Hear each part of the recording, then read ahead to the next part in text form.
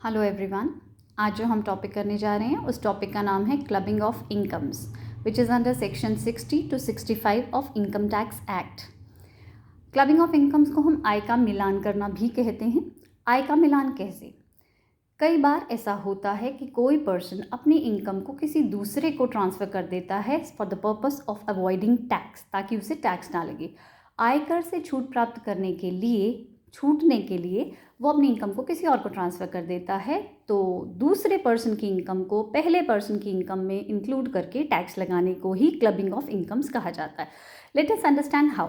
इस चीज़ को पॉइंट्स के थ्रू देखते हैं तो ज़्यादा क्लैरिटी होगी। तो first point we have is transfer of income without transfer of assets. Transfer of income without transfer of assets, इसे हम हिंदी में कहेंगे संपत्ति का हस्तांतरण किए बिना आय का हस्तांतरण। इसका मतलब है कि आपने असेट्स तो अपने पास रखी हैं बट उसकी इनकम ट्रांसफ़र कर दी है। सपोज एक पर्सन है ए, उस ए पर्सन के पास एक हाउस प्रॉपर्टी है, वो हाउस प्रॉपर्टी का मालिक है। उस ए ने अपनी प्रॉपर्टी को बी के नाम पर किए बिना सिर्फ ये कहा, ए ने बी को ये बोला कि इसका जो भी रेंट आएगा यू विल कलेक्ट। तो बी नाम का पर्सन किराएदार से रेंट कलेक्ट कर रहा है but B is not the owner of that property. मालिक अभी भी ए ही है, किराया वसूल जो कर रहा है वो बी है। So rent is collected by B but actually the owner of that property, वो जो हाउस प्रॉपर्टी है, वो जो मकान संपत्ति है, वो ए की ही है। तो इस केस में इनकम तो ट्रांसफ़र कर दी गई है, transfer of income without transfer of assets. Asset अभी भी ए के हाथ में ही है। तो इस केस में ये जो क्लबिंग ऑफ इनकम्स के प्रोविज़न हैं वो एप्लीकेबल हो जाएंगे और टैक्स किसे लगाया जाएगा? टैक्स ए को ही लगाया जाएगा जिस पर्सन ने अपनी प्रॉपर्टी को ट्रांसफ़र किया था। तो इस रेंटल इनकम पर टैक्स कौन पे करेगा? टैक्स ए को ही पे करना पड़ेगा। क्लबिंग प्रोविजंस एप्लीकेबल हो गई हैं अंडर सेक्शन 60। अंडर सेक्शन 60 ये एप्लीकेबल हो जाएंगी।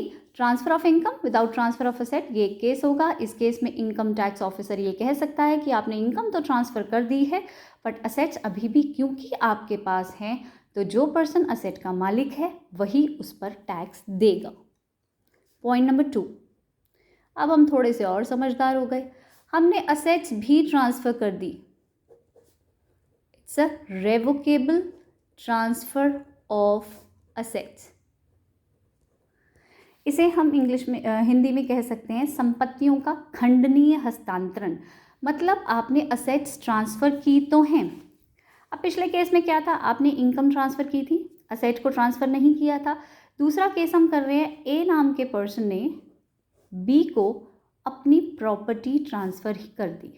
अब तो कोई प्रॉब्लम नहीं होनी चाहिए क्योंकि प्रॉपर्टी ही ट्रांसफ़र कर दी गई है। पहला क्या था? Transfer of income without transfer of assets. Now in second case asset is also transferred, asset को भी ट्रांसफ़र कर दिया गया है। ए ने बी को असेट ट्रांसफ़र कर दी है। क्या अब भी जो रेंट कलेक्ट होगा वो ए को बिलोंग करेगा या बी को बिलोंग करेगा? बताइए।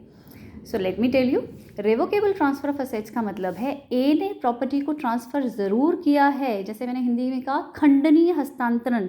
हस्तांतरण किया तो गया है, ट्रांसफ़र किया तो गया है, पर कुछ रेलिवेंट ड्यूरेशन के लिए। May be it may be the case a ने पावर ऑफ अटर्नी अपने हाथ में रखी है फॉर द टाइम बीइंग, कुछ सालों के लिए, 1 साल 2 साल के लिए बी को असेट ट्रांसफ़र की है विद इन एग्रीमेंट। एक कंट्रैक्ट में लिखा गया है कि अल्टीमेट बेनिफिट जो होगा वो ए को ही होगा। अल्टीमेट ऑनर जो होगा वो ए ही कंसीडर किया जाएगा। B will not be considered as owner for life. तो कहीं ना कहीं बेनिफिट ए ही उठा रहा है। प्रॉपर्टी नाम के लिए बी को ट्रांसफ़र की गई है बट उसका बेनिफिट ए को ही मिल रहा है क्योंकि ओरिजिनल ऑनर जो है वो ए ही है। It's a revocable transfer. अगर आपने ट्रांसफ़र की है जो कि रेवोकेबल ट्रांसफ़र है तो प्रॉपर्टी का मालिक ए ही होगा और बी के नाम से इनकम ना कलेक्ट करके इस रेंटल इनकम पे again A will be liable to pay tax. इस रेवोकेबल असेट्स के रेवोकेबल ट्रांसफ़र के केस में भी क्लबिंग प्रोविजन के तहत ए को ही टैक्स पे करना पड़ेगा। Next is income of spouse. Spouse है आपका जीवन साथी। जीवन साथी की आय को कैसे इंक्लूड किया जाएगा? सपोज पहले इसके केसेस बना लेते हैं. First is spouse having substantial interest. Substantial interest को हम सारवान हित कहेंगे. क्या है ये substantial interest? Let me tell you. Spouse having substantial interest. Substantial interest का मतलब है सारवान हित. स्पाउस का मतलब क्या होता है, पहले तो ये क्लियर कर देते हैं. हस्बैंड के लिए वाइफ उसका स्पाउस है और वाइफ के लिए उसका हस्बैंड उसका स्पाउस है. Spouse generally means life partner. आपका लाइफ पार्टनर जो होता है, आप उसको असेट ट्रांसफ़र कर सकते हैं या नहीं कर सकते. ट्रांसफ़र करने पर कोई ऑब्जेक्शन नहीं है, आप ट्रांसफ़र कीजिए. अब स्पाउस हैविंग सब्सटेंशियल इंटरेस्ट, मान लीजिए एक स्पाउस है जिसको कोई रेंट, जिसको कोई रेम्यूनरेशन, जिसको कोई कमीशन या कुछ ऐसा अमाउंट मिल रहा है किसी ऐसी इंस्टीट्यूशन में जिसमें किस दूसरे स्पाउस का सब्सटेंशियल इंटरेस्ट है. मैं अपना एग्जांपल ले लेती हूँ. सपोज मेरे हस्बैंड का सब्सटेंशियल इंटरेस्ट है किसी एक कंपनी में या किसी एक इंस्टीट्यूशन में. सब्सटेंशियल इंटरेस्ट मतलब 20% वोटिंग पावर. अगर कंपनी की बात की जाए तो 20% वोटिंग को सब्सटेंशियल इंटरेस्ट कहा जाएगा. अगर किसी फर्म या एसोसिएशन की बात की जाए तो 20% प्रॉफिट्स में हिस्सेदारी, उसको सब्सटेंशियल इंटरेस्ट कहा जाएगा. मान लीजिए मेरे हस्बैंड के पास किसी कंपनी में 20% वोटिंग राइट है या किसी फर्म में 20% प्रॉफिट्स के हकदार हैं वो या उनके रिलेटिव्स कंबाइनली सब मिलाकर 20% वोटिंग राइट्स हम रखते हैं, प्रॉफिट्स रखते हैं. और उस इंस्टीट्यूशन से मुझे कोई रेंट, कमीशन, सैलरी, कुछ ऐसा अमाउंट मिल रहा है just because of his qualification. मतलब हस्बैंड के सब्सटेंशियल इंटरेस्ट होने की वजह से मुझे ये अमाउंट मिल रहे हैं. अगर मेरी कोई एडिक्वेट क्वालिफिकेशन नहीं है, मैंने कुछ नहीं किया उस इंस्टीट्यूशन के लिए, लेकिन फिर भी मुझे ये सैलरी, कमीशन, रेम्यूनरेशन मिल रही है, तो मेरी इनकम को क्लब किया जाएगा. क्लब किस में किया जाएगा? जॉइन किस में किया जाएगा? क्लबिंग बेसिकली मीन्स जॉइन ना. तो मेरी इनकम को, मतलब अगर वाइफ की इनकम की बात की जाए, हस्बैंड का सब्सटेंशियल इंटरेस्ट था, वाइफ की इनकम को हस्बैंड की इनकम में क्लब किया जाएगा और हस्बैंड को उस पर टैक्स पे करना पड़ेगा. अपोजिट भी केस हो सकता है, वाइफ का सब्सटेंशियल इंटरेस्ट है और हस्बैंड को कोई कमीशन और रेम्यूनरेशन मिल रही है, तो फिर हस्बैंड की इनकम में ना इंक्लूड होके वाइफ का सब्सटेंशियल इंटरेस्ट था तो वाइफ की इनकम में उसे इंक्लूड किया जाएगा. मतलब जिसका भी सब्सटेंशियल इंटरेस्ट है उसकी इनकम में उसे इंक्लूड किया जाएगा.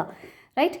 लेकिन अगर मैं ये प्रूव कर दूं कि मेरी क्वालिफ़िकेशंस उसके हिसाब से हैं, I am having the necessary technical qualification, मेरे पास क्वालिफ़िकेशन है, मेरे पास एक्सपर्टीज़ है और उस एक्सपर्टीज़ की वजह से उस इंस्टीट्यूशन से मुझे कोई सैलरी, रेम्यूनरेशन या कमीशन मिल रही है, तो मैंने ये प्रूव कर दिया कि किसी के सब्सटेंशियल इंटरेस्ट होने की वजह से मुझे ये अमाउंट नहीं मिल रहा, मेरी अपनी क्वालिफ़िकेशन, एक्सपर्टीज़ होने की वजह से मुझे ये अमाउंट मिल रहा है. उस केस में क्लबिंग प्रोविजंस अप्लाई नहीं होंगी. उस केस में हस्बैंड अपना अलग टैक्स भरेगा, वाइफ अपना अलग टैक्स भरेगी, स्पाउस अपना टैक्स अलग भर सकता है, वो उसकी इंडिविजुअल इनकम मानी जाएगी, क्लबिंग नहीं होगी. वाइफ की इनकम को हस्बैंड की इनकम में या हस्बैंड को वाइफ की इनकम में इंक्लूड नहीं किया जाएगा. तो clubbing provisions will not be applicable in case of spouses having necessary technical expertise या क्वालिफिकेशन है तो सब्सटेंशियल इंटरेस्ट होते हुए भी उसको क्लबिंग नहीं किया जाएगा. राइट. नेक्स्ट चीज़ आ जाती है आपकी हाउस प्रॉपर्टी. हाउस प्रॉपर्टी, अगर कोई पर्सन हाउस प्रॉपर्टी ट्रांसफ़र करता है अपनी स्पाउस को हाउस प्रॉपर्टी आप ट्रांसफ़र कर सकते हैं. आपने देखा होगा जनरली मेल्स जो होते हैं अपनी वाइफ्स के नाम पर हाउस प्रॉपर्टी खरीदते हैं, तो that may be the case, आप हाउस प्रॉपर्टी खरीद सकते हैं. एक्सक्लूडिंग हाउस प्रॉपर्टी, अगर आप कोई अदर असेट ट्रांसफ़र करते हैं अपने स्पाउस को, तो क्लबिंग अप्लाई होगी या नहीं होगी. अदर असेट कुछ भी हो सकती हैं एक्सक्लूडिंग हाउस प्रॉपर्टी को छोड़कर. अब उसमें फर्दर 2 पार्ट्स कर देते हैं, with consideration and without consideration. With consideration का मतलब है आपने पैसे लिए और असेट ट्रांसफ़र की. सपोज हस्बैंड अपनी वाइफ को असेट ट्रांसफ़र करता है और वाइफ उसके बदले में उसका अमाउंट पे कर देती है.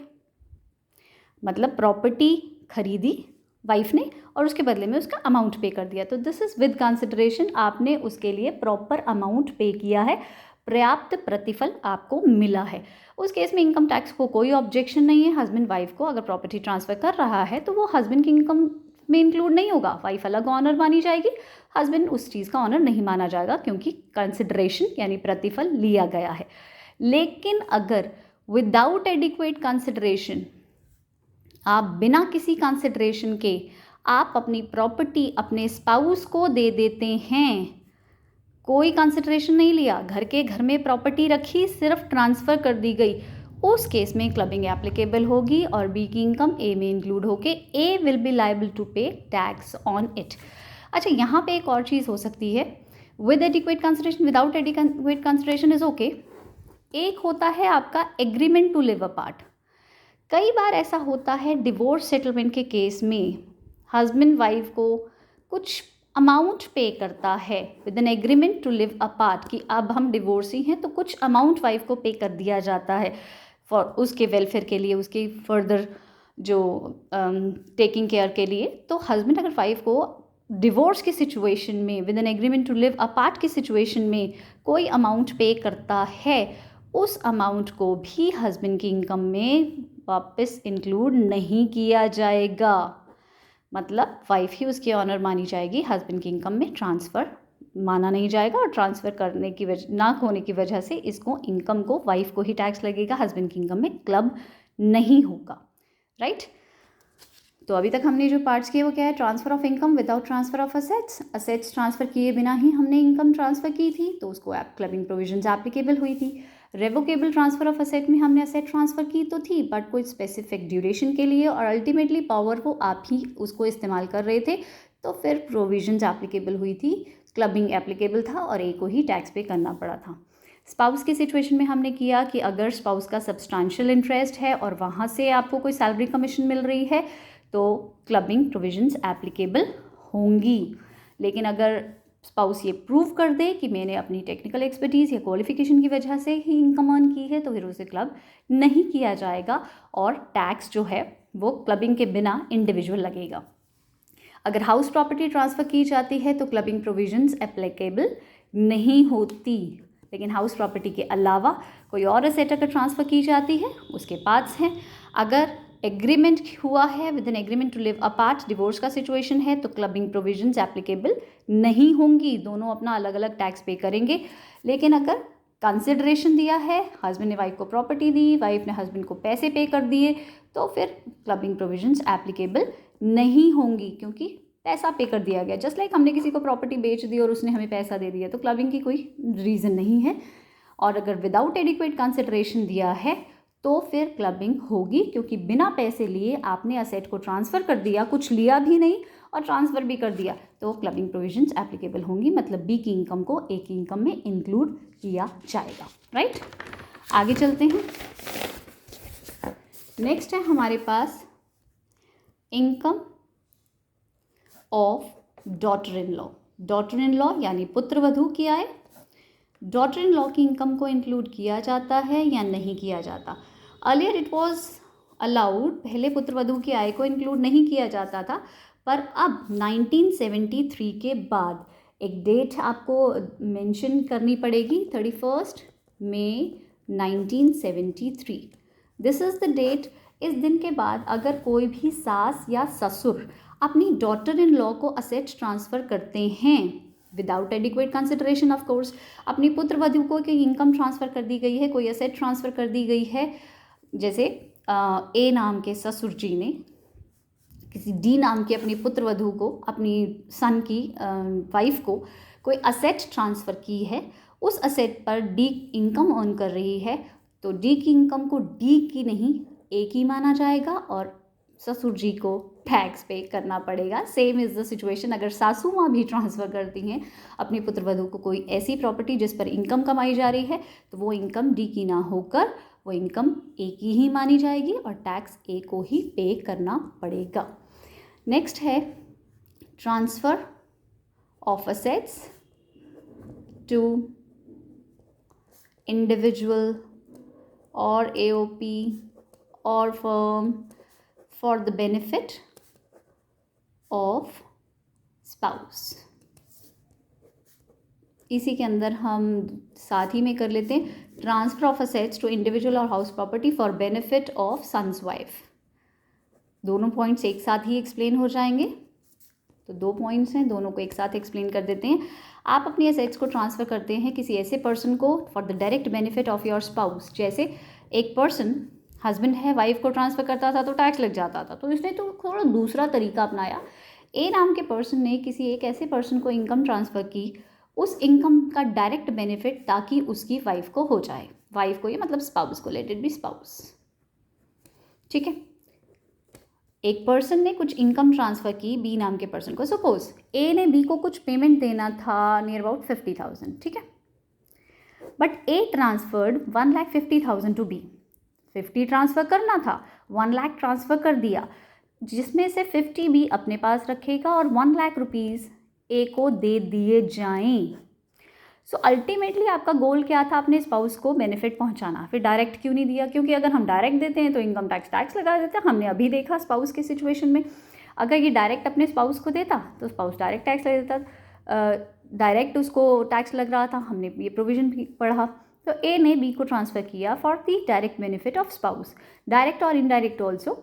अगर आपका मकसद ये है किसी एक पर्सन को इन्वॉल्व करना कि इस पर्सन को ट्रांसफ़र करके या इस एसोसिएशन को ट्रांसफ़र करके आप अल्टीमेट बेनिफिट अपने स्पाउस को पहुंचा सकें, तो आई एम सॉरी, यहाँ पर भी अगेन स्पाउस की इनकम को ट्रांसफ़र की इनकम में इंक्लूड करके ए ही उस पर टैक्स पे करेगा, स्पाउस पे नहीं करेगा टैक्स। सिचुएशन में, इसके सिचुएशन में भी क्लबिंग प्रोविजंस एप्लीकेबल होती हैं।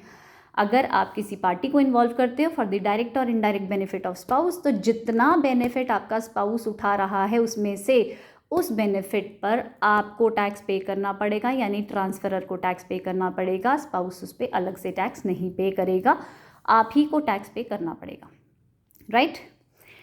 तो इसी सिचुएशन में, इसी को आगे अगर देखें, स्पाउस की बजाय अगर डॉटर इन लॉ हो तो दूसरा केस यही बन जाएगा। Same explanation, same everything. अगर आप किसी दूसरे पार्टी को ट्रांसफ़र करते हैं for the benefit of daughter in law, तो अगेन आपकी इनकम को इंक्लूड, जो डॉटर इन लॉ की इनकम है उसको आपकी इनकम में इंक्लूड करके, it is you only who is liable to pay tax on such income, right. Next topic है आपका income of minor child. Income of minor child, अवयस्क की आय। अवयस्क एक ऐसा पर्सन जो 18 साल से छोटा बच्चा है, उस बच्चे की इनकम को कैसे ट्रांसफ़र किया जाएगा, कैसे क्लबिंग एप्लीकेबल होगी या फिर बच्चा खुद से टैक्स पे करेगा। देयर इज़ नो बार, कोई भी टैक्स पे कर सकता है, even minor can pay tax. Of course guardian उसका जो है उसको टैक्स रिटर्न भरने में हेल्प करेगा, गार्डियन उसको गार्ड करेगा, उसको डीम्ड एसएससी माना जाएगा। माइनर को भी टैक्स पे करना पड़ता है, बट माइनर किसी सिचुएशन में टैक्स पे नहीं करता, वो ऐसा कब हो सकता है?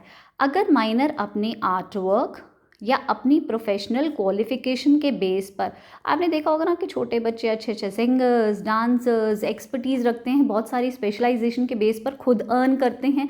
तो आर्ट वर्क है, कोई स्किल है, उस स्किल के बेस पर अगर माइनर कुछ भी इनकम अर्न कर रहा है या फिर किसी फिज़िकल और मेंटल वर्क करके, वो काम करके अगर अपनी खुद की इनकम कमा रहा है, या फिर वो बच्चा हैंडीकैप है, फिज़िकली या मेंटली हैंडीकैप है, इवन ब्लाइंड को भी इस कैटेगरी में इंक्लूड करेंगे, हैंडीकैप है, इन तीनों सिचुएशन में क्लबिंग प्रोविजंस एप्लीकेबल नहीं होती। क्लबिंग एप्लीकेबल नहीं होती, इसका मतलब ये नहीं है कि इन लोगों को टैक्स नहीं पे करना पड़ता। बच्चा अगर है अपने स्किल्स से कमाता है या मेंटल वर्क से कमाता है, फिजिकल वर्क से कमाता है या हैंडीकैप है, इन बच्चों को अपना इंडिविजुअल अलग से टैक्स पे करना पड़ता है। आप इसकी इनकम को क्लब नहीं किया जाता। क्लब किस में करेंगे? ऑफकोर्स पेरेंट्स की इनकम में, क्योंकि इनकम टैक्स ये मानता है कि आप ही ने इनके नाम पर इनकम ट्रांसफ़र की थी। पर सोचिए ना, अगर पर्सन खुद, बच्चा खुद अपने स्किल से कमा रहा है, तो स्किल से खुद कमा रहा है तो खुद ही टैक्स पे करेगा, पेरेंट्स की इनकम में उसको इंक्लूड नहीं किया जाएगा। पेरेंट कैन से कि मेरी इनकम में क्यों इंक्लूड करते हो उसको अलग। अच्छा, पेरेंट क्यों मना करेगा? बेसिकली यहाँ पे जो क्लबिंग का मेन मकसद है ना, उस चीज़ को भी हम ये ले लेते हैं। कैसे?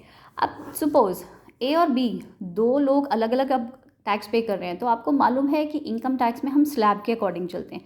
फर्स्ट 2,50,000 रुपीज़ पे कोई टैक्स नहीं पे किया जाता, हम सब लोगों को मालूम है। नेक्स्ट 2,50,000 रुपीज़ पे you have to pay tax at the rate of 5% which is 12,500, right. अगले 5 लाख रुपीज़ पे आपको टैक्स पे करना पड़ता है 20% के हिसाब से, दैट इज़ 1 लाख। और बैलेंस जितनी भी इनकम होती है उस पर आपका टैक्स लगता है 30%, ठीक है। अब सपोज किसी पर्सन की ऑलरेडी इनकम 10 लाख रुपीज़ है, 2.5 लाख, 2.5 लाख, 5 और 5 10 लाख के ऊपर जिसकी जितनी भी इनकम होगी उस पर 30% टैक्स लगेगा। जैसे जैसे आपकी इनकम बढ़ती जाएगी आपकी स्लैब का रेट देख रहे हैं बढ़ता चला जा रहा है। तो कोई भी इंसान नहीं चाहता कि मेरी स्लैब हायर में जाए। मान लीजिए बच्चे की इनकम 10 लाख से ज़्यादा, मतलब आपकी 10 लाख की इनकम है और बच्चे की इनकम 5 लाख रुपये है। अगर आप उसे क्लब करेंगे, क्लब करने पर उस पर्सन को 30% के हिसाब से 5 लाख पे 30% यानी 1.5 लाख का टैक्स पे करना पड़ेगा। लेकिन अगर आप इसको क्लब ना करें और माइनर अपना अलग टैक्स पे करे तो देखिए सिचुएशन क्या होगी। पहला 2.5 लाख रुपए निल, अगले 2.5 लाख रुपए पे माइनर को 5% के हिसाब से 12,500 रुपये पे करने पड़ेंगे। लेकिन अगर एक क्लब होता, सोचो कितना टैक्स पे करना पड़ता, उस 5 लाख रुपीज़ पे 30% के हिसाब से 1,50,000 रुपीज़ पे करने पड़ते, जो कि अब सिर्फ माइनर अगर अलग टैक्स पे कर रहा है तो 12,500 रुपये ही उसको भरने पड़ रहे हैं, इससे ज़्यादा नहीं। तो इसीलिए हर इंसान चाहता है कि मेरी इनकम में उसे क्लब ना किया जाए। तो पेरेंट कैन से कि मेरी इनकम में क्लब ना किया जाए अगर उसका खुद का स्किल वर्क है या मेंटल वर्क है या फिर बच्चा हैंडीकैप है। यहाँ से पे एक बात और कर सकते हैं, बच्चा आपका अडॉप्टेड चाइल्ड भी हो सकता है, अडॉप्टेड हो या अपना खुद का हो, दोनों बच्चों को इसमें इंक्लूड किया जाता है। ऐसा नहीं है कि अगर अडॉप्टेड है तो वो आपके इनकम में क्लब होगा या नहीं होगा, उस पर प्रोविजन अलग होंगी, ऐसा नहीं है। ये सभी प्रोविजन सेम एप्लीकेबल होंगी। अब पेरेंट्स की इनकम में इंक्लूड किया जाता है। अब पेरेंट तो दो हैं, ममा और पापा, फादर और मदर, किसकी इनकम में इंक्लूड किया जाएगा। अब यहाँ पे दो फर्दर केसेस बनते हैं। If marriage of parents subsist, अगर उनकी मैरिज ठीक से चल रही है, अगर पेरेंट्स की मैरिज ठीक से चल रही है तो फिर फादर या मदर किसकी इनकम में इंक्लूड किया जाएगा। हम कह सकते हैं whosoever is having higher income. जिस भी पेरेंट की इनकम हायर है दोनों में से, पेरेंट पापा की इनकम ज़्यादा है तो फादर की इनकम इंक्लूड किया जाएगा, मदर की इनकम ज़्यादा है तो मदर की इनकम इंक्लूड किया जाएगा। अगर मैरिज ठीक ठाक चल रही है तो whosoever is having higher income उसकी इनकम में क्लब हो जाएगा। ऑफ कोर्स रीज़न क्या है, इनकम टैक्स का। इनकम टैक्स इसलिए हायर इनकम में इंक्लूड करेगा ताकि उसे हायर परसेंटेज ऑफ टैक्स मिले। अगर पेरेंट्स की मैरिज सब्सिस्ट नहीं करती, means they are living apart, divorcee हैं, अगर मैरिज सब्सिस्ट नहीं करती तो हम कह सकते हैं whosoever is maintaining the child, जिसके साथ बच्चा रह रहा है उसकी इनकम में इसे इंक्लूड किया जाएगा। बच्चा अगर फादर के साथ रह रहा है तो फादर की इनकम में इंक्लूड किया जाएगा, मदर के साथ रह रहा है तो मदर की इनकम में इंक्लूड किया जाएगा। अब इंक्लूड अगर आप कर रहे हैं, ऐड ऑन कर रहे हैं माइनर की इनकम को, sorry just give me a minute, अगर आप इनकम को इंक्लूड कर रहे हैं, सपोज माइनर की इनकम को पेरेंट की इनकम में इंक्लूड कर रहे हैं, पेरेंट की इनकम में इंक्लूड कर रहे हैं, तो इंक्लूड करते हुए सपोज पेरेंट की इनकम थी 1 लाख रुपीज़, माइनर की इनकम है 30,000 रुपीज़। इसको ऐड करने से पहले आपको एक इनकम टैक्स की तरफ से एक शगन दिया जाता है 1,500 रुपये का, under section 10 sub section 32। This is the section. इस सेक्शन में 1,500 रुपये की आपको एग्जेम्पशन दी जाती है। 1,500 रुपये क्लब नहीं किए जाते, means the amount that would be clubbed here is 28,500। Parent की इनकम में इंक्लूड करते हुए 1,500 रुपये पर चाइल्ड के हिसाब से आपको एग्जेम्पशन मिलती है और वो 2 बच्चों तक आपको मिलती है। तो इस तरीके से आपकी क्लबिंग प्रोविजंस माइनर के केस में एप्लीकेबल होंगी। नेक्स्ट पॉइंट है transfer of separate individual property to HUF।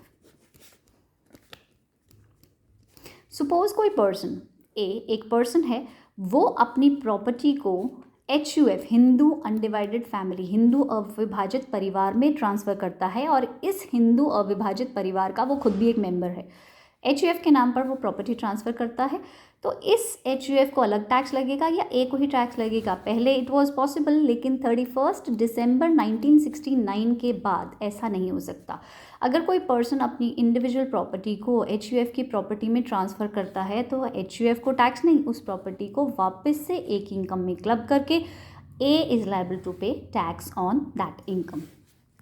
Last point here is बेनामी ट्रांजेक्शन्स। बेनामी ट्रांजेक्शन्स वो ट्रांजेक्शन्स होती हैं जिसमें कोई पर्सन अपनी इनकम को ट्रांसफ़र कर देता है एक ऐसे इंसान को जो पर्सन एग्जिस्ट ही नहीं करता। आप एक बेनामी व्यवहार करते हैं इनकम टैक्स को बेवकूफ़ बनाने के लिए, पर इनकम टैक्स ऑफ कोर्स बेवकूफ़ नहीं है, वो बेनामी ट्रांजेक्शन्स को वापस से आपकी इनकम में इंक्लूड करेगा and it is A who is liable to pay tax on it. अब इस इनकम को हमने इंक्लूड करना सीख लिया। ये सारे पॉइंट्स आपके क्लबिंग के एप्लीकेबल थे। आपकी इनकम को क्लब कैसे किया जाता है, ए अगर बी को ट्रांसफ़र करता है तो बी की इनकम में वापस से इंक्लूड होके ए को ही टैक्स पे करना पड़ता है। तो यही प्रोविजंस आपकी इनकम में एप्लीकेबल होती हैं। सिमिलरली अगर लॉस है तो भी प्रोविजन सेम रहेंगी। सपोज ए ने बी को इनकम ट्रांसफ़र की थी तो ए को टैक्स लगा था, अगर बी को लॉस हुआ तो ऑफकोर्स वो लॉस भी ए उसे अपनी इनकम में से एडजस्ट कर सकता है। तो लॉस की प्रोविजंस भी सेम रहेंगे, चेंज नहीं है। So this was all about clubbing of incomes, जिसमें हमने किया transfer of income without transfer of assets, हमने किया रेवोकेबल ट्रांसफ़र ऑफ असेट्स, हमने किया income of spouse, income of daughter in law, transfer to minor child, HUF transfers and Benami transactions. Okay, so that was all about it. Thank you so much. See you in next video. और आपको अगर continuously इसकी videos देखनी है तो बेटा you can subscribe this channel also. Thank you. Have a nice day.